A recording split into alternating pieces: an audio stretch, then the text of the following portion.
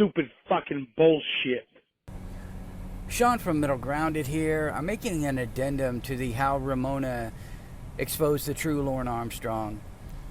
Lorne is bipolar 2 with mood swing disorder, as I've said, and it branches out into other dangerous disorders, and one of the most dangerous that's going to sound like it's not is relationship OCD. This causes people like Lorne to have that compulsive behavior we've all seen, that impulsive. I would argue that the compulsive behavior is stronger than the impulsive, but I'm sure there can be a case made for both. It also causes that bipolar brain of his. It amplifies those repetitive thoughts he has, those scenarios that he plays over and over in his head, those negative words that he may have heard or imagined or dreamed up in that little cornbill brain that are based on his doubts, insecurities, and fears. This is why he seems always focused on whether or not they're being faithful to him. How many times have we heard, "Do you love me?" or "Do you care about me? I just want to know."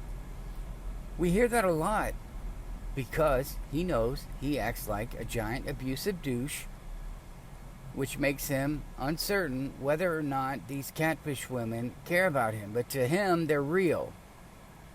He's worrying about whether they love him, which makes it worse because if you're constantly asking your catfish, "Do you care about me?"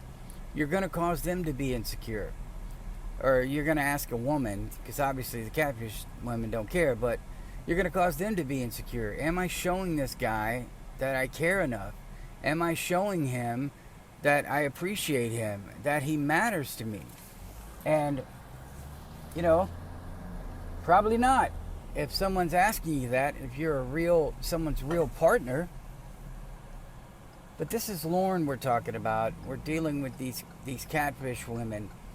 He's always thinking about what's wrong with his partner. And I don't mean verbalizing it.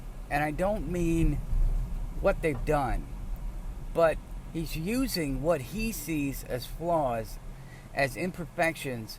And that's what he's basing his, cornbill mindworms on, about the possible things that they're doing and worrying about infidelities and things like that.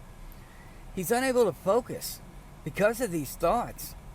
That's why he's all over the place. That's why you have the Lorne vortex. These insecurities and those thoughts that are constantly hammering you can be exhausting. The dude is definitely suffering from depression. We can see that with the self-medication, his anger. He doesn't know how to deal with intimacy because he's never been intimate with anyone in his life, not even his mom. I'm fairly certain you can tell by the way she talks to him. "Hello, mother dear." And she's like, "Oh God, it's you again." How he lashes out at his siblings and about how they're so perfect. He's never been intimate because I don't think his mom may have had time for him.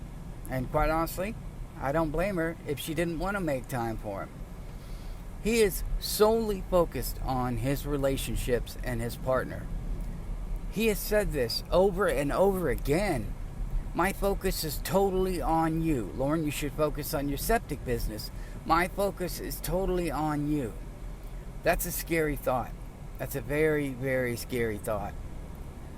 I don't think Lorne's ever had sex. I think he's had these intimacy issues. I think he's had this relationship OCD. I think that's why he equates seeing someone naked as sex, or having, as he calls it, phone fucking or phone sex is actual sex. I think it's pretty obvious the dude's a virgin. I don't think he could be possible of having a physical relationship. I don't think the dude's gotten past second base, if that. I don't think he's capable of being physical with anyone. That's why all his relationships occur over the phone. And I think Lorne will always be a virgin. He told Tiffany, I think it was, that Kayla appealed to him because she was a virgin. Now, I don't know if that's reason enough to believe if you're on the fence, but it's definitely a strong factor. Lorne needs medication. He does. And if he ever lands a real woman, he needs a support group, but he won't. He couldn't even pass his sex offender class. I don't even know if he's passed it. He can't deal with any men, none whatsoever, in his partner's life. He expects his partner, his relationship OCD, he expects it to be reciprocated, and that's just not feasible, and it's not reasonable. Lorne's got a lot of issues, and I don't know if he'll ever get past them. He's 50, and he's still saying things to his catfish women like, you know, I'm this and I'm that. You say you don't understand it, but I do, and that's all that matters. He has no idea what intimacy is.